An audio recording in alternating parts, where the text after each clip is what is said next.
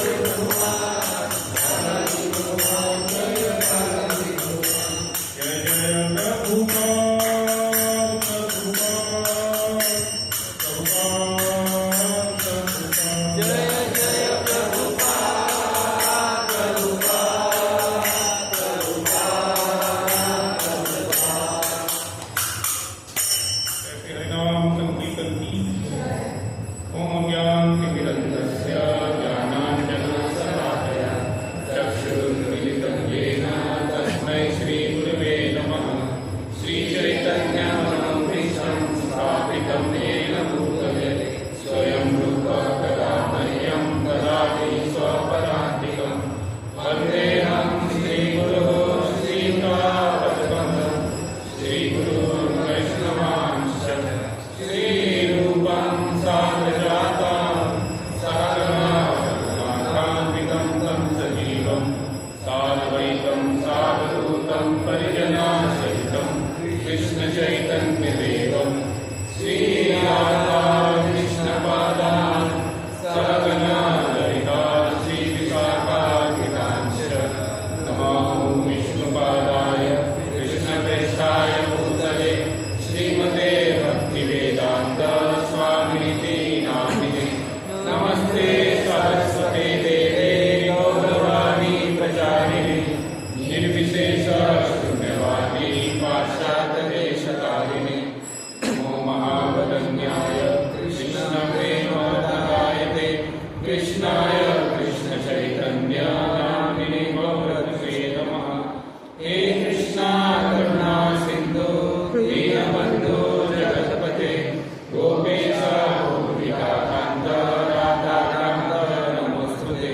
तप्तकाञ्चन गौराङ्गी राधे वृन्दावनेश्वरी वृषभानुसुते देवी प्रणमामि हरिप्रिये।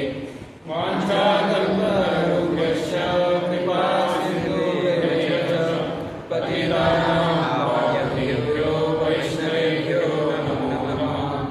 जय श्री कृष्ण चैतन्य प्रभु नित्यानंद श्री अद्वैत गदाधर श्रीवासादि गौरभक्तवृंद। हरे कृष्णा कृष्णा कृष्णा हरे हरे हरे राम राम राम राम हरे हरे।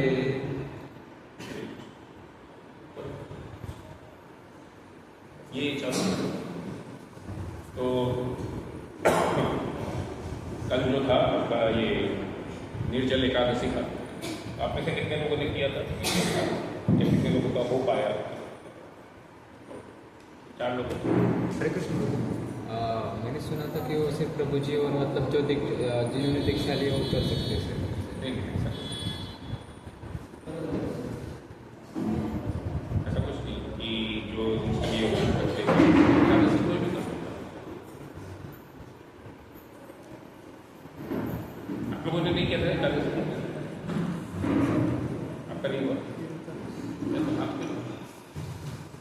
ठीक है, ज़्यादा बहुत सारे लोग नहीं कर पाए। करना चाहिए वैसे, ठीक है, निर्जल नहीं तो कम से कम एकादशी जैसा तो करना चाहिए। तो एकादशी जो व्रत है काफ़ी महत्वपूर्ण माना जाता है। जिस दिन अन्न, ग्रेन्स और बीन्स वगैरह ये सब चीज़ें मना की जाती है, तो उसके पीछे का बहुत बड़ा स्टोरी है, बट वो नहीं हम बताएंगे। लेकिन बेसिकली क्या है, ऐसा बताया जाता है कि उसमें कली का वास रहता है या फिर लोगों को पाप लगता है। तो इसके बहुत सारे स्टोरी है इसके पीछे की। बट सिंपल में एक और भी स्टोरी आता है कि जब भगवान सो रहे होते तो एकादशी देवी आकर के एक असुर का वध करती है। तो उस दिन भी भगवान भी आशीर्वाद देते हैं कि जो भी व्यक्ति आपके यानी एकादशी के दिन व्रत करेगा उसको बहुत लाभ मिलेगा। तो उस हिसाब से ऐसे बहुत सारे पौराणिक स्टोरी आते हैं जो कि एकादशी के महत्व के बारे में बताते हैं। तो अगर हम रेगुलरली करेंगे तो हमको काफ़ी लाभ होगा। और एकादशी या ये सभी तिथि पर उपवास करना ज़्यादा अच्छा है, ऐसे अननेसरी इधर उधर उपवास करने के बजाय। बहुत सारे लोग अलग अलग कारणों से उपवास करते हैं, तो ऐसे कारणों से उपवास करने से ज़्यादा अच्छा है कि अगर हम प्रॉपर तिथि के हिसाब से उपवास करें। तो इसके बहुत सारे साइंटिफिक कारण भी बताए जाते हैं कि 15 दिन में अगर कोई व्यक्ति एक बार उपवास करता है तो उसका शरीर काफ़ी अच्छा रहता है। तो अलग अलग बहुत सारे सीरियस बीमारी होने के चांसेस भी कम होते हैं। तो काफ़ी अच्छा तिथि है। साल में एक बार जब ये इसको भीम या पांडव निर्जल एकादशी भी बोलते हैं, क्योंकि भीम से होता नहीं था एकादशी करके। तो उन्होंने व्यासदेव को पूछा कि मैं क्या करूँ, ज़्यादा से ज़्यादा एक कर सकता हूँ, हर बार नहीं कर सकता करते। तो इसके लिए भीम को इनको उधर करके भी बाहर जाता है। ब्रिक मतलब ये बहुत तेज या बहुत बड़ा उधर कर देता है, तो उधर मतलब ये पेट में तो बहुत तेज अग्नि है उनका, तो उनको भूख जो है टॉलरेट नहीं होता। जैसे जब पांडव लोग भी वनवास में थे तो ऐसा बताते कि जो भी चीज़ जमा करके आते थे उसमें से आधा भीम को दिया जाता है, बाकी सब लोग आधे में खा लेते। तो मतलब यहाँ उनका कैपेसिटी भी था। इसके लिए जब वो 1 साल अज्ञातवास में थे, अब में से कितने लोगों को मालूम क्या कर रहे थे, मतलब क्या जॉब था? रसोई, हाँ कुकिंग और ऐसे कुकिंग करते थे। रसोई के इंचार्ज थे, मतलब कुकिंग के इंचार्ज थे, तो सब टेस्ट करना, चेक करना, सब उनके काम। तो इसके लिए पहले वो खाएंगे, उसके बाद बाकी लोग खाएंगे सटल भगवान को भोग लगने के बाद। तो वो काफ़ी एक्सपर्ट थे इस मामलों में। तो उनको भी जब ये प्रॉब्लम था तो उन्होंने जब व्यासदेव को पूछा तो व्यासदेव ने बोला ठीक है, आप अगर ये एक एकादशी करेंगे, ऑब्वियसली ऐसा नहीं बोला कि बाकी एकादशी में आप सब कुछ खा सकते, बाकी एकादशी में भी फल फूल खा सकते वैसा। पहले के समय में एकादशी बोला तो निर्जल ही होता था in general, it is basic, वैसा बताया जाता है।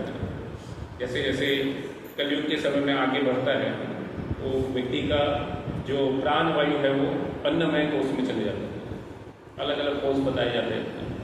तो अन्नमय कोष मतलब यानी बिना अन्न के प्राण रहेगा ही, आप अन्न छोड़ देंगे तो प्राण भी छूट जाएगा आपका। पहले के समय में ऐसा नहीं था, पहले के समय में लोग बिना अन्न खाए भी रह सकते थे, सालों साल तक रह सकते थे, इतना कुछ प्रॉब्लम नहीं था। लेकिन जैसे जैसे चेंज होते जाता है तो ये भी थोड़ा बदलते जाता है, मतलब शरीर का शक्ति वगैरह सब चीज़ उसके अनुसार से चेंजेस होता है। तो चूँकि ये कलयुग का स्टार्टिंग या द्वापर का इंड का समय था, जब भीम थे, कलयुग का स्टार्टिंग नहीं बल्कि द्वापर का इंड का ही समय था, तो उस समय भी थोड़ा बहुत तो प्रभाव देखने को मिलता था। तो इसके लिए फिर व्यासदेव ने बोला ठीक है, आप एक जो ग्रीष्म ऋतु में आती है, जून के महीने में जनरली आता है ये एकादशी, तो आप ये एक एकादशी करेंगे तो आपका सारा एकादशी करने का आपको फल मिलेगा। इसके लिए भी स्कॉल में भी बहुत सारे लोग करते हैं कि एक करने से सबका फल मिलेगा। हालांकि यह आशीर्वाद भीम को दिया जाता है, लेकिन लोग बाई डिफॉल्ट कंसिडर करते हैं कि ऐसा कृपा हमारे ऊपर भी हो जाएगा, हो सकता है, ऐसा कोई मना नहीं किया गया, बट इन जनरल ये आशीर्वाद जो है भीम को दिया गया था। इसके लिए एटलीस्ट प्रभुपाद ने भी ऐसा एनकरेज किया था कि हम एकादशी करें कम से कम, और अगर हो सके तो कम से कम 5 लोग निर्जल एकादशी जो है कर सकते हैं निर्जल के लिए। वो सारे लोग करते भी हैं और करना अच्छा भी, इस प्रकार से हमको भी प्रयास करना चाहिए। हालांकि मौसम के ऊपर भी बहुत डिपेंड करता है, अगर मौसम गर्म रहता है तो थोड़ा मुश्किल हो जाता है, मौसम ठंडा रहता है तो आसान हो जाता है करने के लिए। तो अपनी तरफ से हमको प्रयास करना चाहिए। जैसे मैं भी ट्रैवलिंग कर रहा था तो ये गुजरात गया था, मैं तो वहाँ पर बहुत गर्म था, मैं देखने गया था चपाती मशीन कि चपाती कैसे सेक करके बना सकते हैं, बट वहाँ ट्रैवलिंग करते करते ऐसा लगा कि मैं ही सीख रहा हूँ इतना गर्मी था, और ट्रेन के बोगी के अंदर पूरा हीट हो जाता है, हवा ज़्यादा आता नहीं, और जून के महीने में भी लोग भर भर के चल रहे हैं, ऐसा नहीं कि सडनली बहुत ज़्यादा भी भीड़ नहीं था, लेकिन अच्छा खासा क्राउड रहता है तो बहुत प्रॉब्लम होता है। हालांकि गर्मी का महीना है लेकिन फिर भी लोग जाते हैं, छुट्टी है करके इसके लिए, सर स्कूल में छुट्टी है या कॉलेज में छुट्टी है, तो गर्मी के समय में लोग छुट्टी देते हैं कि आप आराम करिए, क्योंकि गर्मी से प्रॉब्लम होता है, लेकिन लोग आराम करने की जगह घूमते रहते हैं। तो मैं गया था राजकोट और फिर बाद में द्वारका, तो द्वारका में देखा इतना भीड़ की धूप में लाइन लगाना पड़ा, मुझे हेडेक हो गया तो वो हालांकि मतलब यानी लोगों का दर्शन करने की इच्छा काफ़ी अच्छा है, होना भी चाहिए, लेकिन फिर भी एक व्यक्ति को अपने तरफ से देखना चाहिए कि कितना हद तक संभव हो।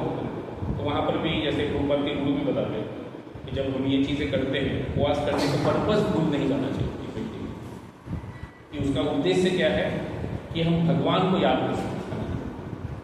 तो ऐसा पर्पस नहीं है कि हम सिर्फ फास्टिंग करें और सो जाए कि अभी एनर्जी नहीं है तो अभी हम क्या करेंगे, आराम से लेट जाएंगे, क्योंकि शरीर में कुछ एनर्जी तो है नहीं, कुछ खाया पिया है नहीं, तो हम क्या करेंगे, हम सो जाएंगे, तो कुछ खर्चा भी नहीं होगा, तो जो भी कुछ है बचा रह जाएगा कम से कम, है ना, कल सुबह तक के लिए। तो ऐसा नहीं होना चाहिए। एक व्यक्ति को भगवान के और ज़्यादा अधिक, तो ये जो समय बचता है, अगर कोई कम खाएगा तो बाकी सब चीज़ों में भी समय कम लगेगा, तो बाकी सब चीज़ें भी अपने आप कम हो जाएगी, स्नान भी कम करना पड़ेगा, स्वास्थ्य शरीर की सब चीज़ें कम हो जाएगी। तो एक व्यक्ति जब समय बचता है उस समय को उपयोग क्या करना चाहिए, भगवान को याद करने के लिए करना चाहिए। उपवास का पर्पज़ ये होता है कि हम इस चीज़ को याद कर सकें, इसको भगवान को ज़्यादा से ज़्यादा याद कर सकें, शरीर को छोड़ कर, तो शारीरिक चेतना से बाहर उठ करके हम भगवान को याद करें, ये पर्पज़ होता है। इस प्रकार से हमको भी प्रयास करना चाहिए। और सर्टेनली अगर ऐसे दिन में लोग मंदिर जाना चाहिए, है ना, वहाँ पर भगवान का दर्शन करना चाहिए, क्योंकि ऐसे कार्य करेंगे तो ऑब्वियसली भगवान याद रहेंगे, नहीं करेंगे तो कैसे याद रहेंगे। हमको भी अपनी तरफ से प्रयास करना चाहिए कि हम ज़्यादा से ज़्यादा जो है ऐसे तिथियों पर भगवान को याद रखें। और अगर बहुत ज़्यादा किसी को फास्टिंग से प्रॉब्लम हो, थोड़ा बहुत खा पी के नहीं कर सकते, बट कम से कम ग्रेन्स और बीन्स को नहीं खाना चाहिए, कम से कम एकादशी इतना एक व्यक्ति को पता रहना चाहिए। तो जनरली बहुत सारे लोगों को पहले पता रहता था, आजकल कौन पता है, पता रहता है। तो अभी हम जो हमारा डिस्कशन चल रहा था, तो हम वही कंटिन्यू करके आप में से जितने लोग नहीं कर पा रहे, तो आप लोग ट्राई कर सकते हैं कि रेगुलरली एकादशी का व्रत पालन कर सकते हैं। तो बहुत आसान है, अगर आपके पास नहीं है तो एक वैष्णो कैलेंडर करके ऐप आता है, ISKCON का सिंबल भी बना हुआ है, आपको डाउनलोड करेंगे तो आपको पता लग जाएगा कब एकादशी कब नहीं।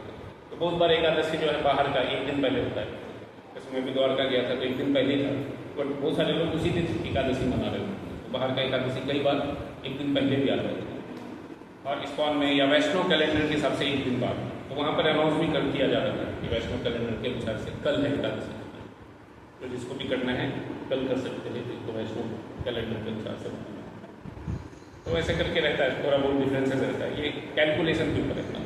तो किसके ऊपर बेस रहता है, तो हमारा जो ये कैलकुलेशन होता है वो लूनर और सोलर कैलेंडर होते हैं, तो यानी मून के अनुसार और सन के अनुसार थोड़ा बहुत डिफरेंसेस हो जाता है एक दिन का आगे पीछे। इसके लिए ऐसा होता है, लेकिन हमको अपनी तरफ से जानना चाहिए, कम से कम पालन करना चाहिए। ठीक है, एक दिन पहले भी किया तो भी चलेगा। तो हम लोगों ने 16वें अध्याय का चर्चा करना चालू किया था। तो पहले 2-3 श्लोक में भगवान जो है वो दैवी गुण बताते हैं, अभ्यम सत्यम संस्कृति ज्ञान योग व्यवस्थित दानम दमश्च यज्ञश्च, स्वाध्याय तप आर्जवम, अहिंसा सत्यम अक्रोध, त्यागा शांतिर अपैशुन, दया भूतेषु अलोलुप्तम मार्गम विचार फलम, तेजा क्षमा धृति शौचम, अद्रोहो नाति मानिता, भवंती संपदम दैवी अभिजात से भारत। निर्भय होना, सत्वगुण में रहना, है ना, ज्ञान प्राप्त करना, दान देना, थोड़ा टॉयलेट करना सीखना, यज्ञ करना, और शास्त्रों का अध्ययन करना, इस प्रकार से अलग अलग गुण बताए गए हैं। क्रोध नहीं करना, अक्रोध, त्याग, जो एक्स्ट्रा चीज़ है उसका त्याग कर देना, शांति से रहना, दया करना, दूसरों के ऊपर भी अच्छा सोचना, ये सभी जो गुण हैं ये दैवी गुण बताए गए हैं। इसके बारे में हम लोगों ने ऑलरेडी काफ़ी विस्तार से चर्चा किया था, ये आजकल थोड़ा कम देखने को मिलता है। फिर उसके बाद आसुरी गुण के बारे में चर्चा करना भगवान चालू करते हैं, तो हमने लगभग 7वें या 8वें श्लोक तक देखा। तो सबसे पहले बताते हैं दम्भो दर्प अभिमानस्य क्रोध पारुष्य निर्वचन अज्ञानम चाभिजातस्य पार्थ संपदम आसुरी। दम्भ, दर्प, अभिमान, क्रोध, कठोरता और अज्ञान, ये क्या है, ये आसुरी स्वभाव, ये सभी आसुरी गुण के अंदर आते हैं। फिर उसके बाद भगवान क्लैरिफाई करते हैं, क्या क्लैरिफाई करते हैं, दैवी संपदम विमोक्षाय निबंधाय आसुरी मत माँ सुचा संपदम दैवी अभिजातोसी पात्र, कि दिव्य गुण क्या है, मोक्ष के लिए अनुकूल है, और आसुरी गुण इस भौतिक जगत से बांधने वाले हैं। और वहाँ पर वो अर्जुन को बता रहे कि आपके अंदर ऐसे गुण नहीं, आपको एंजाइटी लेने का जरूरत नहीं है, आपके अंदर ऐसे आसुरी गुण नहीं है, आप दैवी गुणों से युक्त हैं। तो ये मैं क्लैरिफाई करने के लिए बता रहा हूँ, आपके बारे में बता रहा हूँ, ऐसा नहीं। फिर उसके बाद अगले श्लोक में वो बताते हैं, तो भूत सर्वो लोके स्मिन देव आसुर एवच दैवो विस्तरसा प्रोक्त आसुरम पार्थ में। तो 2 प्रकार के लोग होते हैं, एक देवी और एक आसुरी। तो दैवी गुण ऑलरेडी बताया उन्होंने, आसुरी गुण जस्ट स्टार्ट किया है। इसके बारे में और ज़्यादा विस्तार से अभी वो बताएंगे। तो ये जो है लास्ट का 2 श्लोक हम लोगों ने लास्ट टाइम चर्चा किया था। प्रवृत्तिम च निवृत्तिम च जनाना विदुरासुरा न शौचम न विचाचारो न सत्यम तेषु। क्या सही है क्या गलत है ना? कुछ समझता नहीं, कोई क्लीनलीनेस नहीं है ना, सत्य बोलना नहीं है ना, सबको नुकसान पहुंचाना। तो ये सभी क्या है, ये आसुरी गुण बताए जाते हैं। तो ये सब गुण जो है वो दैवी गुण नहीं होती, आसुरी गुण। एक व्यक्ति आसुरी प्रवृत्ति का बन जाता अगर ऐसे गुण को डेवलप करता था। फिर ये लास्ट टाइम हम लोगों ने इसके चर्चा किया था। असत्यम अप्रतिष्ठम के जगत आहुर्नयन ईश्वरम अपरस्परम संभूतम किम अन्यत काम है युगम। क्या कहते बोलो, असत्यम है ना, ये जगत क्या है, मिथ्या है। अप्रतिष्ठम, कुछ आधार ही नहीं है इसका। ये जो जगत है कोई ईश्वर नहीं है, ऐसे ही चल रहा है ना। तो इस प्रकार से कई सारे लोगों को कहने का रहता है, मतलब एथिस्टिक फिलॉसफी प्रोपोगेट करते हैं, कोई भगवान नहीं है और जो मन में आता है वो करते रहते हैं, अपने काम के अनुसार से चीज़ें करते रहते हैं। हम लोगों ने थोड़ा बहुत इसके बारे में भी चर्चा किया, थोड़ा ये श्लोक फिर अभी, और ये श्लोक देख कर या श्लोक हम पढ़ करके फिर बाद में ये दोनों श्लोक के ऊपर चर्चा करें, आप लोग रिपीट कर सकते हैं। एतां दृष्टिम अवस्तभ्य नष्टात्मनो अल्पबुद्धया प्रभवन्ति अग्रकर्माणां क्षयाय जगतो अहिता। एतां दृष्टिम अविस्तभ्य नष्टात्मानो अल्पबुद्धया प्रभवन्ति उग्रकर्माणां क्षयाय जगतो हिता।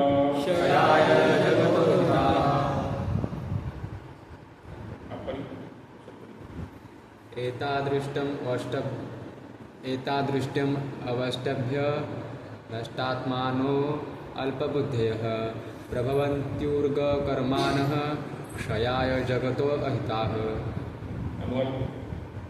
ऐसे निष्कर्षों का अनुगमन करते हुए आसुरी लोग जिन्होंने आत्मज्ञान खो दिया है और जो बुद्धिहीन है, ऐसे अनुपयोगी एवं भयावह कार्यों के प्रवृत्त होते हैं जो संसार का विनाश करने के लिए होता है। तो आसुरी लोग जो भगवान के ऊपर विश्वास नहीं करते और अपनी ही इच्छा के अनुसार से रहते हैं, यानी कुछ आत्मा का ज्ञान नहीं है, ऐसे लोग क्या करते हैं, भयावह कार्य करते हैं, बहुत डेंजरस होता है और उसके द्वारा क्या होता है, संसार का विनाश होता है, कुछ अच्छा लाभ नहीं होता बल्कि विनाश होता है। इस प्रकार के कार्य करते हैं आसुरी लोग।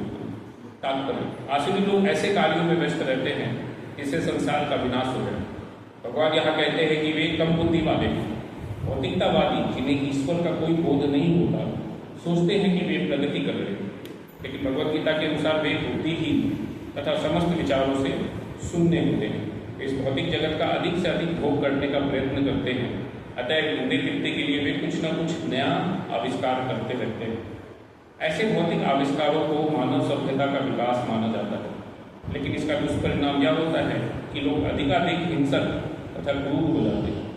वे पशुओं के प्रति क्रूर हो जाते हैं और अन्य मनुष्यों के प्रति भी। उन्हें इसका कोई ज्ञान नहीं है कि एक दूसरे से किस प्रकार व्यवहार किया जाए। आसुरी लोगों में पशुवध अत्यंत प्रधान होता है। ऐसे लोग संसार के शत्रु समझे जाते हैं, क्योंकि वह अंततः ऐसा आविष्कार कर लेंगे या कुछ ऐसी सृष्टि कर देंगे जिससे सबका विनाश हो जाए। अप्रत्यक्षता, यह श्लोक नाभिकीय अस्त्रों यानी न्यूक्लियर वेपन की आविष्कार की पूर्व सूचना देता है। इसका आज सारे विश्व को गर्व है। किसी भी क्षण युद्ध हो सकता है और ये परमाणु हथियार विनाश लीला उत्पन्न कर सकते हैं। ऐसी वस्तुएं संसार के विनाश के उद्देश्य से ही उत्पन्न की जाती हैं और यहाँ पर इसका संकेत किया गया है। ईश्वर के प्रति अविश्वास के कारण ही ऐसे हथियारों का आविष्कार मानव समाज में किया जाता है। ये संसार की शांति तथा संपन्नता के लिए नहीं होते। तो अगर हम देखेंगे तो ये बहुत कॉमन है आजकल के समय में, तो लोग सिर्फ भौतिक रूप से प्रगति करना चाहते हैं, आध्यात्मिक ज्ञान नहीं सीखना चाहते। भौतिक ज्ञान पढ़ने में बहुत इंटरेस्ट रहता है, संसार में क्या हो रहा है या लेटेस्ट टेक्नोलॉजी क्या है, लेकिन भगवद गीता या भागवत के बारे में समझने के लिए बोलेंगे तो लोग इंटरेस्टेड नहीं, और फिर ऐसा ज्ञान प्राप्त करके क्या होता है उसका मिसयूज करते हैं और उससे बहुत ज़्यादा विनाश होता है। तो हालांकि उनको लगता है कि इससे हम और अधिकाधिक इंद्रिय तृप्ति करेंगे या पैसा कमाएंगे, लोगों को डराएंगे, तो ऐसा क्या है, ये सभी आसुरी भाव है। जैसे ये भागवतम में स्टोरी आता है हिरण्यकशिपु का, उनका भी ऐसा ही भाव था, वो भगवान को नहीं मानते थे, तो क्या बोलते थे, मैं ही भगवान हूँ। आपको क्या जप करना चाहिए, ओम नमो भगवते वासुदेवाय, ओम नमो भगवते हिरण्यकशिपाय नमः, अपना ही मंत्र बनाया उन्होंने और सबको बोला यही मंत्र का जप करना पड़ेगा, नहीं करेंगे तो मार देंगे आपको, तो जिंदा रहना है तो जप करना पड़ेगा। तो भगवान भी ऐसा नहीं करते कि आप मंत्र जप नहीं करेंगे तो मार देंगे, ऐसा किसी के साथ किया नहीं, लेकिन उनका वैसा सिस्टम है। तो आखिर लोगों को क्या रहता है, मेरे अनुसार से चलना चाहिए सब कुछ, और जो भी बोलूँगा वो करना है। कि भगवान कुछ थोड़ा बहुत भी फोर्स करते हैं या कुछ स्ट्रॉन्ग रूल लगाते हैं तो उसको सब लोग क्रिटिसाइज करते हैं, इतना क्यों पनिशमेंट है या इतना प्रॉब्लम क्यों है करके। लेकिन यहाँ पर ये लोग खुद ही परेशान करते हैं एक दूसरे को, तो कोई कुछ नहीं बोल सकता। कितने ही लोग हैं जो कि इसी विचारधारा के रहते हैं और सबको एक दूसरे को परेशान करते रहते हैं। तो ये क्या है, ये सभी आसुरी स्वभाव है। तो हिरण्यकशिपु का भी स्वभाव वैसा ही था, तो बहुत आसुरी स्वभाव के व्यक्ति थे। तो क्या है, सबको कंट्रोल करना चाहते हैं। उन्होंने रूल भी बनाया था, जो अच्छा काम करेगा वो नरक जाएगा, जो और जो मुझे फॉलो करेगा वो स्वर्ग जाएगा। तो मुझे फॉलो करना जरूरी है, आप अच्छा काम कीजिए नहीं कीजिए उससे कुछ लेना देना नहीं। तो ये सभी क्या है, ऐसे ही लोगों का भी इच्छा होता है कि हम अपने अनुसार से इंद्र तृप्ति करेंगे, मजा करेंगे और बाद में भी एंजॉय करेंगे, मरेंगे नहीं, मरना नहीं चाहते करेंगे। क्यों, ज़्यादा देर एंजॉय करेंगे, मर जाएंगे तो एंजॉयमेंट कैसे होगा। तो भय के कारण जो है बहुत बार लोगों को डर लगता है कि क्या होगा। बट बेसिकली क्या है, ये सभी चीज़ें एक व्यक्ति को यही दिखाता है कि वो जो ज्ञान उसको मिला है उसका दुरुपयोग कर रहा है। तो शुरू में वो दूसरे लोगों को हानि पहुंचाता है, मतलब यानी मनुष्यों को नहीं, जानवरों को हानि पहुंचाएगा, उनको मारेगा, उनको परेशान करेगा। या जितना भी लोगों का एक्सपेरिमेंट करना रहता है, सारा एक्सपेरिमेंट वो जानवरों के ऊपर ही करते हैं। प्रॉब्लम नहीं है जब तक वो बहुत ज़्यादा हार्मफुल नहीं है। जैसे आप कोई दवाई का खोज कर रहे हैं, ऐसा कुछ कर कुछ अच्छा काम कर रहे हैं तब तक ठीक है, लेकिन आप अननेसेसरी मर रहे हैं बिना किसी कारण के, तो वो अच्छा नहीं है। जैसे एक ये उदाहरण, उसका कभी कभी नुकसान भी हो जाता है। एक तो उदाहरण आता है प्लेग का करके, 1920 या 30 में हुआ था। तो उस समय पहले क्या उन्होंने फाइंड आउट किया कि बिल्ली के कारण हो रहा है, तो हम बिल्ली को ही मार देंगे कर। तो बहुत सारे बिल्ली को मार दिया उन्होंने, क्या हो गया, प्लेग और 8-10 गुना स्पीड से फैलना चालू हो गया।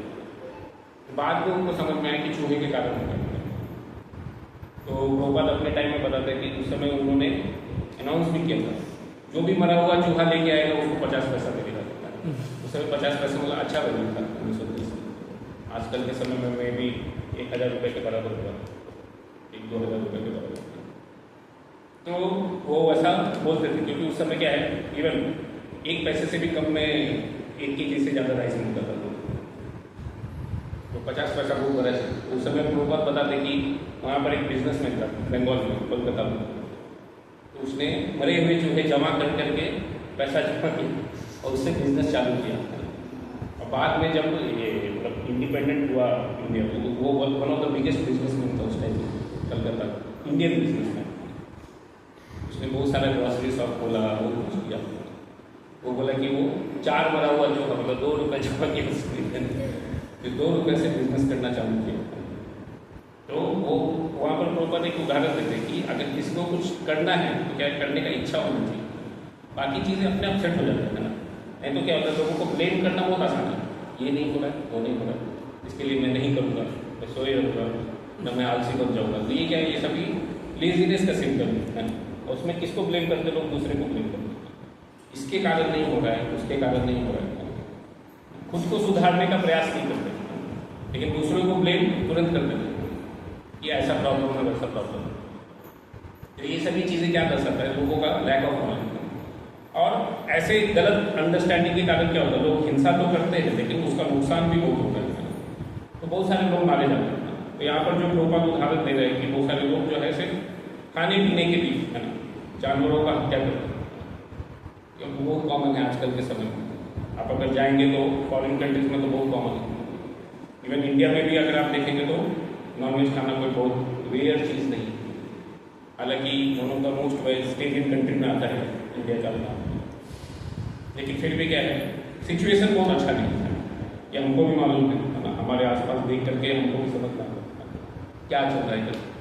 और अगर आप पढ़ेंगे, भागवतम में आता है 10वें अध्याय में, ये प्रोपाल लिखते हैं कि जब आप जानवरों को हत्या करते हैं तो उसका जो वाइब्रेशन है ना, वो ईथर में जाता है ना, जितना, और फिर वो जो हिंसा है वही आपके ऊपर भी होगा, किसी न किसी रूप से आएगा, चाहे तो डोमेस्टिक वायलेंस के रूप में या फैमिली वायलेंस के रूप में, मतलब दो फैमिली के बीच में झगड़ा है, नहीं तो सोसाइटी के झगड़ा के रूप में, नहीं तो फिर कंट्री के रूप में, ऐसा अलग अलग टाइप से वॉर होते रहते हैं, या रेस के रूप में, ब्लैक वाइट, ऐसा अलग अलग कैटेगरी में रहते हैं।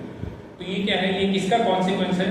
तो ये जो हम दूसरे को हानि पहुंचा रहे हैं उसका ही कॉन्सिक्वेंस है। तो हम अगर किसी को हानि पहुंचाएंगे तो ऐसा नहीं होगा कि हमको कुछ हानि नहीं होगी, वो फाइनली हमको भी आने ही वाला है। तो इसके लिए एक व्यक्ति को बहुत सोच समझ के कार्य करना चाहिए कि हम क्या कर रहे हैं, उसका क्या कॉन्सिक्वेंस आने वाला है। तो हम ऐसा नहीं बोल सकते कि हमको कुछ कॉन्सिक्वेंस नहीं आएगा, या हम इस सब चीज़ों से परे हैं। एक्चुअली हर एक को उसको फेस करना ही पड़ेगा, आज नहीं तो कल। तो ये क्या है, हमको डिसाइड करना है कि हम किस हिसाब से कार्य करें। जैसे मैं लास्ट टाइम भी बोल रहा था कि अगर एक व्यक्ति भगवान को स्वीकार नहीं करता है, सब कुछ अपने हिसाब से चल रहा है ऐसा मानता है, तो फिर वो उसको अच्छा कार्य करने का कुछ रीज़न ही नहीं रहता। मैं क्यों करूँ? फिर मुझे जिसमें फ़ायदा है मैं वही करूँगा, चाहे सच बोल के हो या झूठ बोल के हो, चाहे किसी को मार के हो या उसको मदद करके हो, उससे कुछ लेना देना नहीं।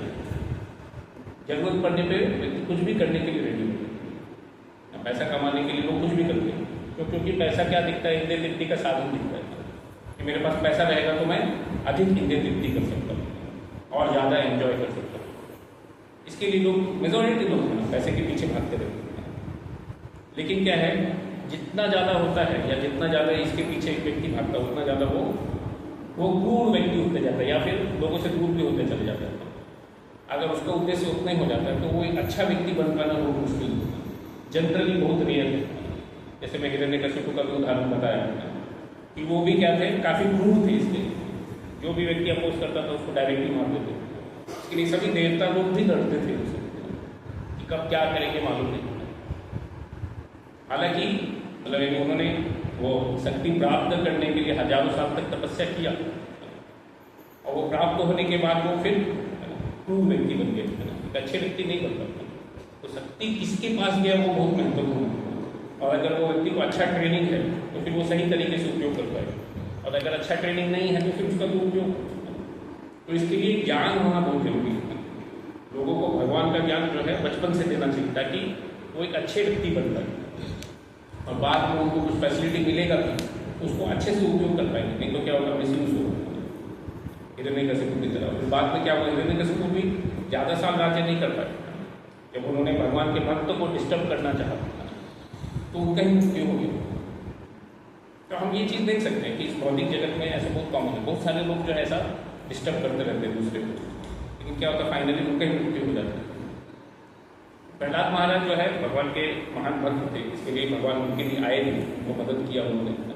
जब भी वो प्रॉब्लम में फंसते थे उनको मदद करते थे, और उनका हिरण्यकशिपु ने कितना ही प्रयास किया उनको मारने का, लेकिन कुछ नहीं हुआ। और वो निडर थे, उनको कुछ डर नहीं था। भगवान का इच्छा होगा तो बचेंगे, नहीं तो मर जाएंगे, उससे मुझे क्या प्रॉब्लम। तो वो बहुत ज़्यादा एंग्जाइटी नहीं लेते थे ये सब चीज़ों को, लेकिन हिरण्यकशिपु को एंग्जाइटी होता था। हालांकि उनके पास इतना सारा शक्ति था, लेकिन वो टेंशन में रहते थे कि ये छोटा सा बच्चा मर नहीं रहा है, बाकी सब लोग क्या बोलेंगे मेरे नाम पे कि आपसे आपका ही बच्चा संभालता नहीं और आप दूसरे को सिखा रहे हैं। तो क्या होता है, उनको ही बेइज्जती हो जाएगा। तो इसके लिए वो बहुत डिस्टर्ब थे।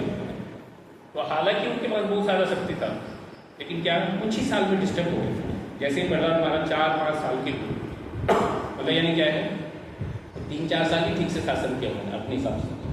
तपस्या किया 10,000 साल, 36,000 साल ह्यूमन आयु के अनुसार से, 1,000 साल देवताओं के अनुसार से, तो 36,000 साल तपस्या किया। उसके बाद बेनिफिट कितना रहा, 4-5 साल। और उसके बाद वो डिस्टर्ब ही थे। जब भी वो प्रहलाद महाराज को देखते थे कि ये व्यक्ति कुछ हो नहीं रहा इसको, तो जरूर ये मेरे ही मृत्यु का कारण बनेगा। और वो खुद ही उदाहरण देते हैं कि चंदन, है ना, अच्छा उदाहरण देते हैं हालांकि, है ना, कि चंदन के वन में अगर कोई बबूल करके रुक जाए तो उसका ही टहनी जो है उसमें एक व्यक्ति लोहे का टुकड़ा लगा करके सारे चंदन के वन को काट देता है। वैसे क्या है, हमारा चंदन का मन है ना, सभी असुर लोगों का, है ना। तो ये प्रहलाद महाराज के बबूल की तरह है ना, तो ये काट देंगे हम सबको। उनको उसी समय समझ में आ जाता है। हालांकि उदाहरण थोड़ा गलत है, लेकिन वहाँ पर वो बोलते हैं ये चीज़। तो ये चीज़ क्या दर्शाता है कि एक व्यक्ति को इस चीज़ का भय रहता है, हमेशा मृत्यु का भय, एटलीस्ट इवन बहुत ज़्यादा शक्तिशाली होने के बावजूद भी इस भौतिक जगत में ये बहुत कॉमन है, मृत्यु का भय होता है। तो ये चीज़ हम देख सकते हैं कि असुर लोग भी सब चीज़ों को डिक्लाइन करते हैं। हम भगवान को नहीं मानते, अपने हिसाब से रहना चाहते हैं, और इस हिसाब से बहुत सारे लोग जो है ऐसा करना चाहते हैं, लेकिन क्या है फाइनली कर नहीं पाते और फिर वो डिस्टर्ब करते हैं। जैसे दुर्योधन भी थे, तो वो खुद ही राज्य करना चाहते थे और किसी के साथ शेयर नहीं करना चाहते थे। बीच में जजमेंट हुआ था कि ठीक है आधा राज्य आप कीजिए, आधा राज्य युधिष्ठिर करेंगे, और वो भी युधिष्ठिर को सारा ड्राई एरिया दे दिया था। कोई अच्छा राज्य नहीं किया था वो, लेकिन चूंकि वो एक धार्मिक व्यक्ति थे तो वो भी धीरे धीरे काफ़ी प्रॉस्पर हो गया। और ये देख करके दुर्योधन को जलन होने लग गया कि ये क्या चल रहा है, मेरे राज्य से ज़्यादा ऑपुलेंट तो उनका राज्य हो गया। हालांकि पहले मुझे ज़्यादा अच्छा राज्य मिला था, तो ये ठीक नहीं है, कुछ तो करना पड़ेगा।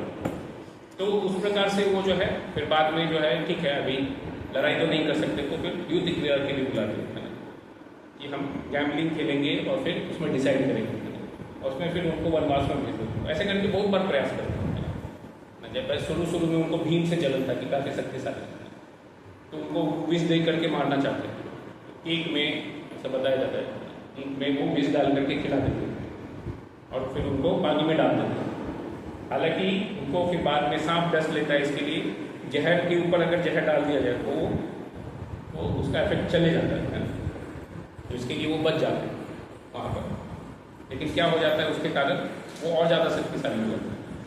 तो हालांकि उनका प्रयास था उनको मार देने का, लेकिन उल्टा प्रभाव होता है। वैसे बहुत बार होता है। वो पांडवों को जलाने का प्रयास करते हैं, लाक्षागृह में भेज देते हैं कि जला के ही मार देंगे करके।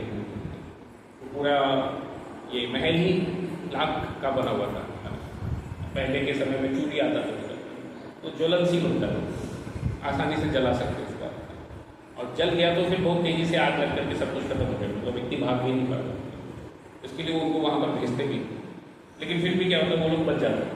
उनको विदुर जी जो है पहले से बता देते हैं और बचने का प्रोसेस भी बता देते हैं कि आप खड्डा खोद के नीचे से निकल जाइए सुरंग बनाकर। तो जाते ही वो बनाना चालू कर देते हैं, और जैसे ही वैसा होता है तो वो लोग निकल के चले जाते हैं। हालांकि सबको क्या लगता है कि वो मर गए। वहाँ पर सब वहाँ पर ये थे, मतलब यानी एक स्त्री और उनके 5 पुत्र उधर रह रहे थे सर्विंग करने के लिए, उनको पांडवों को सेवा करने का अटैचमेंट था। लेकिन वो लोग मर जाते हैं, लेकिन ये लोग निकल जाते हैं। हालांकि उनको लगता है कि ये 5 पांडव ही मरे होंगे, लेकिन वो लोग निकल करके फिर बाद में जो द्रुपद है उनकी पुत्री के साथ जब विवाह होगा तो वापस आते हैं, और फिर बाद में वो राज्य का हाफ डिवीजन करके होता है। और फिर लास्ट में फिर भी वो ग्रीडी रहते हैं दुर्योधन के। तो ऐसे जनरल स्वभाव रहता है, एक व्यक्ति का ईगो इतना स्ट्रांग हो जाता है कि वो किसी का सुन नहीं पाता। जब एक व्यक्ति ऐसे स्वभाव का हो जाता है तो भगवान को भी एक्सेप्ट नहीं करता, सब जगह जो है वो अपने हिसाब से ही करना चाहता है। तो ऐसे आसुरी लोगों का स्वभाव होता है, और इसके लिए बहुत सारे उदाहरण शास्त्रों में भी दिए गए कि हम वो देख करके भी समझ सकते हैं कि हमारा भी स्थिति वैसा ही है। तो एक व्यक्ति को ऐसी चीज़ों से दूर रहना चाहिए या बचना चाहिए। क्योंकि अगर हम ऐसी चीज़ों से जुड़ेंगे, जितना ज़्यादा जुड़ेंगे उतना ज़्यादा प्रॉब्लम में फंसेंगे या प्रॉब्लम में अटक जाएंगे। इसके लिए क्या है, एक व्यक्ति को प्रयास करना चाहिए कि हम ऐसे लोगों से भी दूर रहें, है ना। क्योंकि अगर अच्छा चीज़ें करना है तो अच्छी संगति भी चाहिए। जैसे मैं कल ट्रेन में ट्रैवल कर रहा था तो एक 15 साल का होगा, 9th क्लास में था, तो वो बोल रहा कि मैं चाहता हूँ ऐसा करना, है ना, कुछ गलत आदत छोड़ने के लिए, लेकिन छूट नहीं पाता। तो मैं उनको पूछा आप किनका संगति करते करते, तो बताया कि हाँ बाकी लोग भी ऐसा करते थे। जब तक आप ऐसे लोगों का संग नहीं छोड़ेंगे तो ऐसी आदतें छूटना भी बहुत मुश्किल है। जैसे अगर किसी को अच्छी आदत भी डालना है तो अच्छे लोगों के संग में रहना जरूरी है, तब जाकर के अच्छा आदत होता है। तो इतना आसान नहीं। जैसे जब अच्छे से पढ़ाई करना होता है तो अच्छे स्टूडेंट के बीच में रहना भी जरूरी होता है। जैसे बहुत सारे लोग जो है अपना एकेडमी बनाते हैं या बड़ा बड़ा जो कॉलेज होता है IIT वगैरह, तो वहाँ पर स्टूडेंट को कंपलसरी हॉस्टल में रहना पड़ता है। अब जो भी फेमस इंस्टीट्यूट रहते हैं वहाँ पर ऐसा रहता है, तो क्योंकि जब स्टूडेंट लोग एक साथ रहेंगे तो एक दूसरे के साथ डिस्कस करके चीज़ें जल्दी सीख सकते हैं, फास्ट हो जाता है सेम चीज़। तो संगति का असर होता है, तो कुछ भी चीज़ें सीखने में आसान हो जाता है एक दूसरे के साथ डिस्कस करके। घर में किसके साथ डिस्कस करें, तो घर में डिस्कस करना पॉसिबल नहीं, खासकर जब एक व्यक्ति बड़ा हो जाता है, क्योंकि तब तक जो है उनके पेरेंट्स को भूल गए कि क्या पढ़ाई किया था हमने +2 में या इंजीनियरिंग में या मेडिकल में, जो भी, इवन अगर वो उस बैकग्राउंड से रहे तो भी, क्योंकि टेक्नोलॉजी या ये सब चीज़ें चेंज होते रहता है समय के साथ। उसके लिए उसको डिस्कस करने के लिए भी वैसे लोगों का संग चाहिए। वैसे अगर किसी को अच्छा आदत भी डालना है तो अच्छे लोगों का संग होना बहुत जरूरी है। अगर अच्छे लोगों का संग होगा तो एक व्यक्ति बदल सकता है, और गलत लोगों का संग होगा तो अच्छे लोग भी बिगड़ सकते हैं। तो एक व्यक्ति को इसके लिए प्रयास करना चाहिए अपनी तरफ से, हम ऐसे लोगों का संग नहीं करें जिनके अंदर ऐसा स्वभाव होता है। तो एक व्यक्ति को जनरली ये सभी चीज़ें जो है देखने को मिलता है कि एक व्यक्ति दूसरे के प्रति हिंसा करता है, जैसे यहाँ पर जानवरों के बारे में बताया जा रहा है, और वही हिंसा उसको बाद में खुद ही प्राप्त होती है। ये सभी क्या है, ये सभी चीज़ें आसुरी चीज़ का प्रतीक। तो एक ये थे, क्या नाम था उसका, फिलोसफर थे, उनका नाम था, प्रभुपाद कोट भी करते थे, 4 वक्त नहीं करते। उनका क्या सिद्धांत था कि ऋणम कृत्वा धृतम विवेक, आपने सुना होगा, यावत् विवेक सुखम जीवन कुतः अस्मिन् भूतस्य देहस्य कुतः पुनरागमनं भवेत्। तो उनका क्या फिलॉसफी है कि ऋण लेकर के घी पीजिए, तो थोड़ा पहले के समय कहते, इसके लिए वहाँ पर एंजॉयमेंट मतलब यानी क्या, घी पीना, है ना, यानी घी में बनाई हुई चीज़ें खाना। क्योंकि पहले के समय में घी मतलब डुप्लीकेट नहीं रहता था आज की तरह का, कि खाएंगे तो लोगों को कोलेस्ट्रॉल हो जाएगा और हार्ट अटैक से मर जाएंगे। तो आजकल तो बहुत डेंजरस है। जैसे आज सुबह ही एक व्यक्ति बता रहे हैं कि एक व्यक्ति जो है बहुत सारा फ्राइड आइटम खाया और उसको हार्ट अटैक आया, मर मतलब ये ड्राइविंग करते करते। तो आजकल के समय में, है ना, मतलब उसको लगा कि हाँ मैं अच्छा चीज़ खा रहा हूँ, टेस्ट में भी अच्छा रहता है, फ्राइड आइटम जनरली अच्छा लगता है खाने के लिए, लेकिन क्या होता है, प्रॉब्लम हो जाता है। हालांकि ये हेल्थ के लिए अच्छा बताया जाता है, घी जो है हेल्थ के लिए अच्छा है, लेकिन वो ओरिजिनल होना भी जरूरी है। तो कोई भी चीज़ आप ओरिजिनल खाएंगे तो अच्छा है, नहीं खाएंगे तो डुप्लीकेट खाएंगे तो ऑब्वियसली नुकसान करेगा। कोई भी चीज़ खाइए, इवन राइस दाल भी अगर आप डुप्लीकेट खाएंगे, पेस्टिसाइड मारा हुआ या अलग अलग चीज़ किया हुआ, तो उससे नुकसान भी होगा। तो ऐसा उस समय जो ये चीज़ जब वो बताते हैं, उस समय सब चीज़ें प्योर था, तो इसके लिए वो बताते हैं कि क्या करना है, आप ऋण लेकर के घी पीजिए, क्यों, एंजॉय कीजिए, है ना। आगे जाके क्या होने वाला है कौन देखा। अब फाइनली ये शरीर क्या है, राखी बनने वाला है, तो बहुत ज़्यादा एंग्जाइटी क्यों लेनी, कल के बारे में, परसों के बारे में क्यों सोचने का। भस्मिन भूतस्य देहस्य कुतः, फिर से आएगा नहीं आएगा क्या मालूम। उसके लिए जितना समय है अच्छे से एंजॉय करना है, बाद में फिर से हमें से जीवन मिले नहीं मिले, क्या कोई जीवन है कि नहीं है वो भी कुछ मालूम नहीं। तो एक फिलॉसफी भी बोलते हैं, क्या नाम उसका, you only live once, you know ही वंस करके, फॉरेन में फेमस क्या है, ये आप एक ही बार जीवित करते हैं। तो जो समय है आपके पास अच्छे से एंजॉय कर लीजिए, क्योंकि बाद में फिर समय बीत गया तो वो लॉस है। वो भी समय को बहुत वैल्यू देते हैं, लेकिन किसके लिए? सिर्फ एंजॉय करने के लिए। लेकिन वो क्या होता है, उससे और अधिक सफरिंग होता है। आप जितना ज़्यादा इंद्रिय को कुछ चीज़ें देते हो उतना उसका अग्नि बढ़ते जाता है, और चाहिए और चाहिए, वो कम नहीं होता, वो और अधिक अधिक बढ़ते जाता है। ऐसा नहीं कि वो सैचुरेट हो जाता है। ऐसे कोई भी व्यक्ति नहीं बोल सकता है कि हमें खा लिया अभी और खाने का इच्छा नहीं है। ये कोई भी इंद्रिय कि मैं अभी बहुत म्यूजिक सुन लिया और म्यूजिक नहीं सुनना है, कोई भी चीज़ नहीं, देखने में भी और अच्छा नहीं देखने का इच्छा है, तो कभी भी तृप्ति नहीं होता, और अधिक चाहिए और अधिक चाहिए। ये हमेशा ऐसे ही रहता है। तो इसके लिए ये सभी चीज़ों के पीछे क्या हो जाता है, एक व्यक्ति उसका ही दास बन जाता है। तो भगवान बोल रहे हैं कि आप भगवान के दास बनिए, मतलब शास्त्रों में ऐसा बताया जाता है कि आप भगवान के दास बनिए। लेकिन लोग क्या कर रहे हैं, भगवान के दास बनने की जगह इंद्रियों को दास बन जाते हैं। और इंद्रिय भी हम खुद थोड़ी जो है, इंद्रिय भी हमसे अलग ही है, ये भौतिक शरीर से संबंधित है, और हम ये भौतिक शरीर है ही नहीं। इसके लिए भगवद गीता का बेसिक फिलॉसफी समझना बहुत जरूरी है कि हम शरीर नहीं, हम आत्मा है। जब तक हम ये फिलॉसफी नहीं समझेंगे तो हमको क्या लगेगा कि हम अपने लिए ही कर रहे हैं, बट हम अपने लिए नहीं कर रहे, हम इस शरीर के लिए कर रहे हैं। हमको ये चीज़ जानना चाहिए, और इस शरीर के पीछे बहुत ज़्यादा भागना नहीं चाहिए। तो हालांकि चारों मुनि भी ऐसे अतिष्ठित थे, इसके लिए बोल रहे थे कि आगे का जीवन आने वाला नहीं आने वाला कौन देखा, आप जैसे तैसे करके एंजॉय करो, ऋण लेके करो या लोगों को परेशान करके करो, कैसे भी करके पैसा कमाओ और एंजॉय करो। तो ऐसा उनका फिलॉसफी था। ये सभी क्या है, ये सभी यमुनी की आसुरी फिलॉसफी कि मैं चाहे सामने वाला व्यक्ति परेशान हो या उसको कैसा भी लगता है, ऑब्वियस है अगर आप उनसे पैसा लेंगे, ऑब्वियस है वो टेंशन नहीं रहेगा, कब देगा वो मालूम नहीं। तो जो भी व्यक्ति लोन देता है तो उसको भी एंग्जाइटी रहता है कि कैसे वसूलने का, इतना आसान नहीं होता। इसके लिए आप देखेंगे तो बैंक में भी वसूली के लिए अलग से लोग रखते हैं, पहलवान हट्टे कट्टे लोग रखते हैं लोगों को जाके डराएंगे तो वो थोड़ा पैसा दे देंगे, नहीं तो नहीं देते लोग, है ना। तो ये एक रियलिटी है भौतिक जगत, तो इतना आसान नहीं होता कोई भी चीज़। तो लोग जो है किधर भी है ना अपने हिसाब से रखना चाहते हैं। तो ये क्या है, ये एक मेंटालिटी हो गया आजकल के लोगों की कि हम ज़्यादा से ज़्यादा चीज़ों को एक्सप्लॉइट करके एंजॉय करें, बाद में क्या होगा मालूम कौन देखा है। लेकिन किसका फ्यूचर डार्क हो जाता है, हमारे ही फ्यूचर डार्क होता है, क्योंकि हम जितना ज़्यादा पाप करेंगे उतना ज़्यादा सफरिंग मिलने वाला है। हम लोग जितना ज़्यादा हिंसा करते हैं उतना ज़्यादा उनको भी प्रॉब्लम होने वाला है। तो इसके लिए एक व्यक्ति को जानना चाहिए कि हम अच्छे तरीके से कार्य करें, ना कि इस प्रकार से आसुरी कार्यों में रखते हैं। जो जैसे मैं दुर्योधन या हिरण्यकशिपु का उदाहरण बताया, वैसे ही बहुत फेमस है रावण का भी उदाहरण आता है, तो उनका भी वैसे ही था। हालांकि उनके पास बहुत सारी स्त्रियाँ थी, लेकिन फिर भी और अधिक जमा करना चाहते थे। उसके लिए पहले तो उनको साप मिला, जो एक अप्सरा थी, तो उन्होंने साप दिया कि आप अगर किसी स्त्री को ऐसा स्पर्श करें तो मर जाएंगे, जबरदस्ती करेंगे। फिर बाद में वेदवती ने भी साप दिया उनको कि मैं ही तुम्हारे मृत्यु का कारण बनूंगी।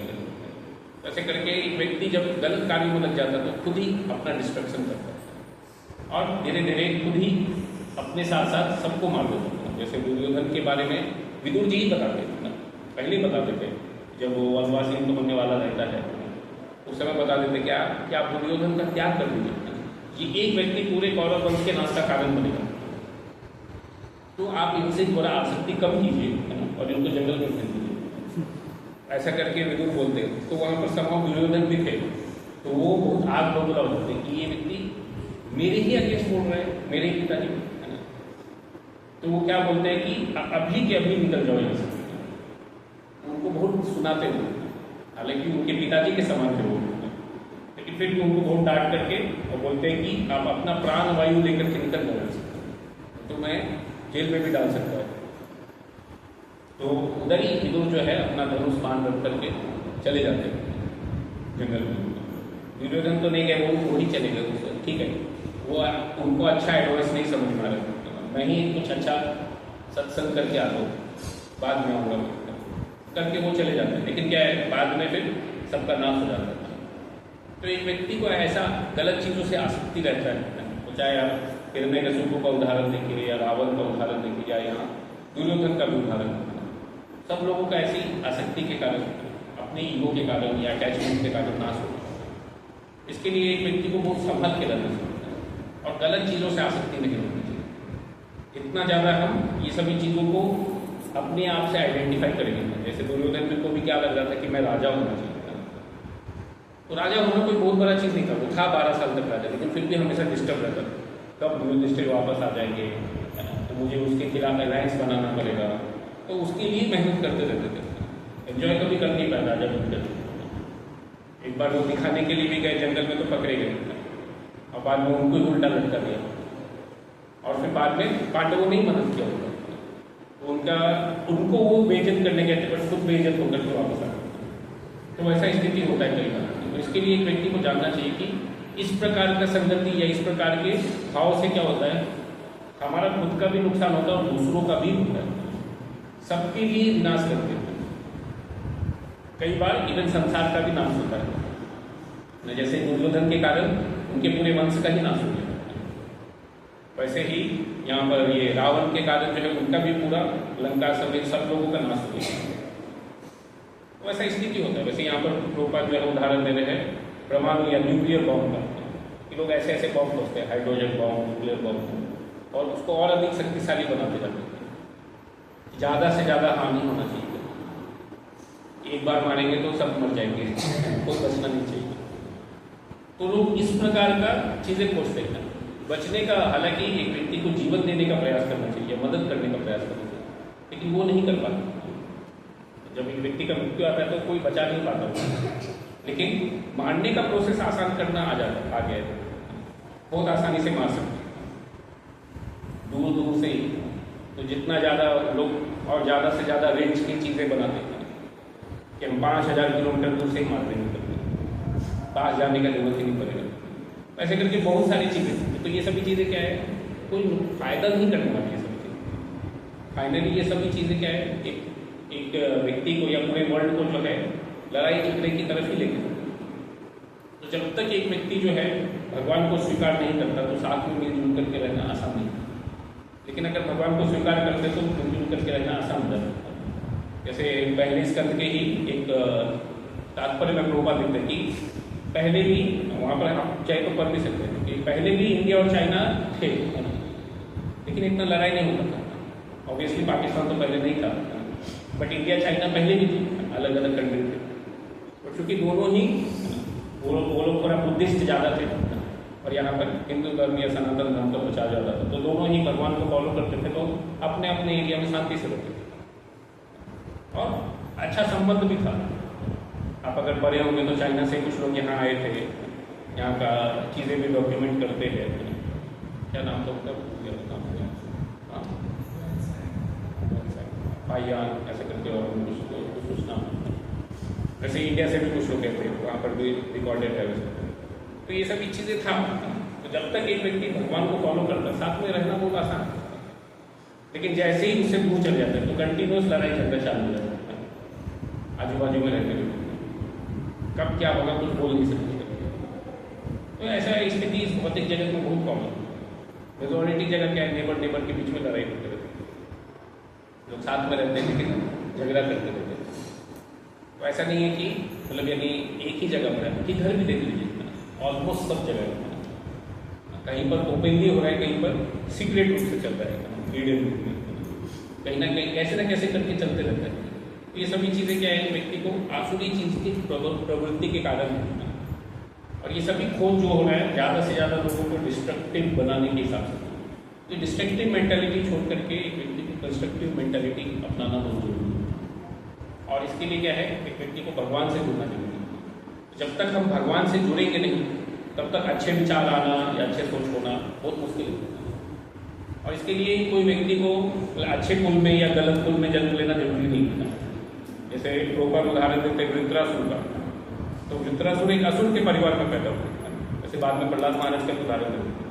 तो वृत्रासुर जो है हालांकि एक असुर थे, लेकिन उनको सभी सिद्धांत मालूम था भगवान के भक्ति का, और वो इंद्र को लेक्चर देते, उनको बताते युद्ध के समय में जब इंद्र हारने जैसे स्थिति पे होते कि वो जब उनको मारने के लिए आते तो इंद्र उनके जो उनके पास ये रहता है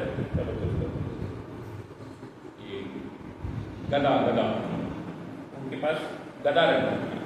तो हालांकि पहले ही वो भगवान विष्णु से मिल चुके थे और उन्होंने बोला था कि आप दधीची मुनि से उनकी हड्डी मांग करके उनसे वज्र बनाइए, क्योंकि दधीची मुनि ने काफ़ी तपस्या किया है तो उनका वज्र काफ़ी कठोर रहेगा। तो शुरू में दधीची मुनि जो है उनको थोड़ा टेस्ट करते हैं, लेकिन बाद में दे देते हैं अपना शरीर। वो बोलते हैं कि आप कैसे लोग हैं, अपने जीवन के लिए दूसरे को मारने के लिए रेडी, अभी मैं अपना हड्डी दूंगा मतलब क्या मुझे मरना ही पड़ेगा। तो आपको शर्म नहीं आता है ना कि अपने लिए दूसरे को मरने के लिए बोल रहे करते। तो ऐसा करके बोलते हुए लेकिन बाद में बोलते ठीक है मैंने भगवान की इच्छा है करके इसके लिए मैं दे रहा हूँ। और फिर बाद में उसे वज्र भी बनाते, लेकिन वज्र के साथ साथ उनका एक पहले से जो ज़्यादातर यूज करते थे वो था उनका जो मेष था, मतलब यानी गदा। तो पहले वो वृत्तासुर के ऊपर गदा चलाते थे, गदा फेंकते। तो वृत्तासुर जो है उसको बहुत बड़े आकार के थे। वृत्रासुर का मतलब आवृत्त, मतलब यानी पूरे आकाश को उन्होंने आवृत्त कर दिया, बहुत बड़ा साइज था। तो उनकी गदा को ऐसे ही लेफ्ट हैंड में पकड़ के वापस फेंक देते थे। उसके कारण क्या होता है, उनका जो हाथी था ऐरावत, वैसा बताते कि 14 यार्ड मतलब उतना पीछे गिर जाता, और वो भी नीचे गिर जाते। वृत्रासुर भी, तो ये इंद्र भी जो है वो उनके ये मतलब पीठ के ऊपर से नीचे गिर करके गिर जाते। और वो सोचते हैं कि क्या चल रहा है कि मेरा इतना पावरफुल जो अस्त्र था वो भी काम नहीं किया इनके ऊपर, और बल्कि उल्टा मेरा ही नुकसान हो गया। कभी वो बाकी कुछ भी यूज करने से डर रहे थे कि अगर ये यूज किया और इसका रिएक्शन मेरे ऊपर आया तो क्या होगा फिर, तो इसके लिए वो और ज़्यादा डर रहे थे। तो वहाँ पर वृत्रासुर ही उनको लेक्चर देते हैं कि आप डरिए मत, भगवान विष्णु ने बोला है तो आप वज्र का उपयोग कीजिए, बाकी सब चीज़ें काम नहीं करने वाला नहीं। आप वज्र का उपयोग कीजिए, उससे क्या होगा, आपको आपका राज्य मिल जाएगा और मैं भगवत धाम चले जाऊँगा, तो दोनों को फायदा हो जाएगा। तो इसके लिए क्या है, आप आपका काम कीजिए, मैं अपना काम करता हूँ। तो भगवान के ध्यान में लीन हो जाते हैं। और इंद्र को जो है 1 साल लगता है उनका गला काटने के लिए वो वज्र से, और उसके बाद फिर कई सालों तक उनको तपस्या करना पड़ता है, क्योंकि उन्होंने एक भक्त को मारा करके, इसलिए उसका पाप लगता है। तो ये पाप के रूप में एक ऐसा बताया जाता है कि पूरी स्त्री जैसे थी, तो उसके पीछे भागती, और इंद्र भागते भागते क्या करते फिर वो मानसरोवर में चले जाते और एक कमल के अंदर घुस करके फिर लक्ष्मी जी का तपस्या करने लग जाते। और ऐसा बहुत सालों तक करते, फिर जा करके वो फिर बाहर निकल के आते। तो ऐसा बताया जाता वहाँ पर। तो खैर, हालांकि उनका जन्म एक असुर कुल में हुआ था, लेकिन फिर भी उनका जो गुण था पूर्ण रूप से भगवान के ऊपर निर्भर था, उनके वचनों के द्वारा समझ में आ सकता है। वैसे प्रभुपाद प्रहलाद महाराज का कुछ हालत है, प्रहलाद महाराज भी हालांकि उनका जन्म जो है हिरण्यकशिपु के घर में हुआ था, मतलब उनके पुत्र थे, लेकिन फिर भी वो भगवान के भक्त थे। इसके लिए वो भगवान के बारे में ही हमेशा सबको बताते रहते। हालांकि उनको काफ़ी प्रयास किया गुरुकुल में भी उनको ऐसा ट्रेनिंग दे करके बदलने का, लेकिन फिर भी क्या हुआ, उन्होंने बाकी बच्चों को भी भगवान का भक्त बना दिया। वो लोग असुर बनने की जगह, मतलब प्रहलाद महाराज असुर बनने की जगह उनके संग के कारण बाकी लोग भगवान के भक्त बनने लगे।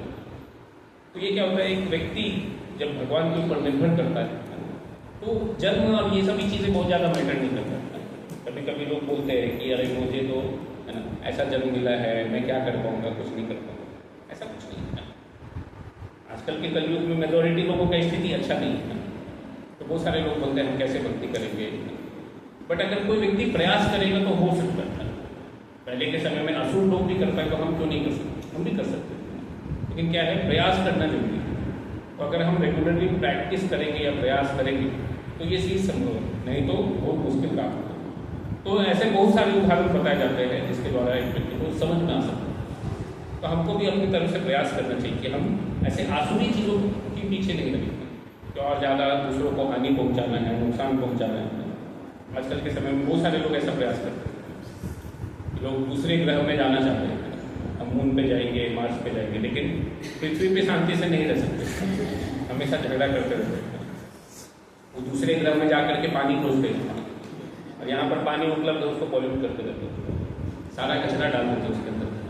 अब किधर भी देखेंगे, अब कोई सिटी में जाएंगे तो क्या है, एंट्री करते ही आपको बहुत सुंदर है ना नाला दिखेगा, इसका पानी एकदम क्रिस्टल ब्लैक रहता है कुछ दिखता नहीं इसके अंदर, इतना गंदा रहता है।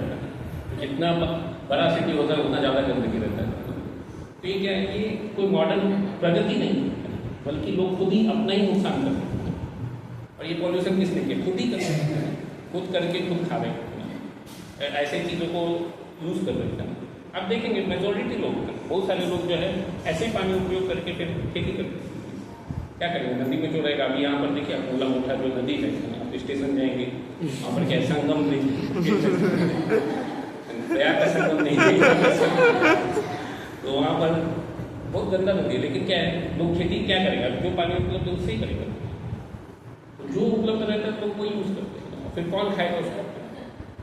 जो पुणे में पानी उपलब्ध है वही उसी चीज़ का खेती करके लोग यहाँ पर खाएंगे। ऐसे जो भी बड़े बड़े सिटी में ऐसे करते हैं, जो अच्छा उगाते लोग वो खुद खा लेते हैं, वो बांटते नहीं लोगों को। आप देखेंगे तो मैं भी जाता था एक जगह सिकरापुर करके, यहाँ पर आउटर में आता था, तो वहाँ पर बहुत सारे किसान लोग खेती करते हैं। तो उनका एरिया डिमार्केटेड रहता है, ये एरिया अपने लिए, ये एरिया बाकी लोगों के लिए। मतलब क्या है, वहाँ पर जो डालना है डालो, उससे कुछ प्रॉब्लम नहीं होती, यहाँ पर ठीक से करना है ना। लेकिन क्या होता है, फाइनली वो हर एक चीज़ को उगा नहीं सकते, उनको भी तो बाकी चीज़ें दूसरों से लेना ही पड़ेगा। तो आप एक चीज़ भले अच्छा खाएंगे, लेकिन बाकी चीज़ें तो नुकसानदायक ही मिलने वाला है। तो इसके लिए क्या है, ये प्रवृत्ति को छोड़ना जरूरी है, वैसे प्रवृत्ति को विनाश करना जरूरी है। और ये जब तक एक व्यक्ति भगवान से जुड़ता नहीं, ये संभव है। उसके लिए हर एक व्यक्ति को प्रयास करना चाहिए अपनी तरफ से कि ज़्यादा से ज़्यादा भगवान से जुड़े। तो जितना ज़्यादा ग्रीड होगा उतना ज़्यादा नुकसान होगा। जैसे एक स्टोरी आता है, मैं पहले पढ़ा था या सुना था कहीं, तो एक राजा थे ग्रीस में, शायद एम से कुछ तो नाम था, मिलता है। तो वो क्या चाहते थे कि उनको आशीर्वाद चाहिए, तो वो बहुत तपस्या करते हैं। और क्या आशीर्वाद करते कि मैं जो भी छूँगा वो सोना हो जाना चाहिए। उनको लगता है कि इससे मैं बहुत धनी हो जाऊँगा। तो ऐसा करके बहुत मेहनत करके फाइनली उनको बोलते कि ठीक है, आपको आशीर्वाद देते, आप जो भी छुएंगे वो सोना हो जाएगा। और फिर क्या होता है, उनको प्रॉब्लम हो जाता है, खाने के लिए जाते टच करते सोना हो गया। अभी क्या खाने का, पानी टच करेंगे वो भी सोना हो गया। तो वो बहुत डिस्टर्ब होते हैं। अपने घर वालों को टच करते हैं वो भी सोना हो जाते हैं। तो वो बोलते हैं कि मैं टच मी नॉट, मेरे से दूर रहो करके, बाकी लोगों को जो बच गए तो उनका ही वरदान क्या हो जाता है, उनके लिए साफ हो जाता है। तो ये जो है, कई बार लोगों को लगता है कि हम इससे लाभ करेंगे। तो ये स्टोरी शॉर्ट में जो है, मतलब इसका मीनिंग क्या है कि लोगों को लगता है कि इससे मुझे फायदा होने वाला है, बट क्या होता है, बेसिक चीज़ें भी फुलफिल नहीं कर पाते, बेसिक चीज़ों में प्रॉब्लम होता है। लोग बहुत ज़्यादा एडवांसमेंट करना चाहते हैं, इतना सारा टेक्नोलॉजी पढ़ते हैं, इतना सारा कोडिंग करते हैं। और कोडिंग करने के बाद क्या होता है, बेसिक नेसेसिटी भी फुलफिल नहीं कर पाते, ठीक से सो भी नहीं पाते। कितने सारे लोग हैं लैपटॉप के ऊपर और ये मोबाइल के ऊपर काम करने के बाद नींद ही नहीं आता, लोग डिस्टर्ब रहते हैं, हमेशा माइंड में चलते रहता है, इसके आगे क्या, यहाँ अटक गया है। तो बैक ऑफ द माइंड चालू रहता है प्रोसेस। और आजकल इतना स्ट्रेस रहता है कि नहीं करेंगे तो निकाल देंगे डायरेक्ट, तो बहुत ज़्यादा एंग्जाइटी के ऊपर व्यक्ति को काम करना पड़ता है। तो इस टाइप से काम करके या इस टाइप का जॉब करके जो है बहुत ज़्यादा फायदा नहीं होता लोगों को। इसके लिए हर एक व्यक्ति को प्रयास करना चाहिए कि हम इस प्रकार से चीज़ों को एक्वायर करने का प्रयास करें कि हम जो भी चीज़ें करेंगे उसमें फाइनली डिस्टर्बेंस ही मिलने वाला है। तो इस प्रकार का सोना या पैसा जो है किसी को लाभ नहीं पहुंचाना। फाइनल पर बोलते हैं कि आप फैक्ट्री में नट बोल्ट बना सकते हैं, लेकिन वो खा नहीं सकता। फाइनली खाने के लिए आपको जमीन में खेती करना पड़ेगा। ऐसा सिर्फ फैक्ट्री में काम करके नहीं काम चलने वाला। एक व्यक्ति को डाउन टू अर्थ होना और भगवान के ऊपर निर्भर करना बहुत जरूरी है। तो उस प्रकार से एक व्यक्ति को प्रयास करना चाहिए अपना जीवन जीने का। ठीक है, अभी हम यहाँ पर किसी का कोई प्रश्न है तो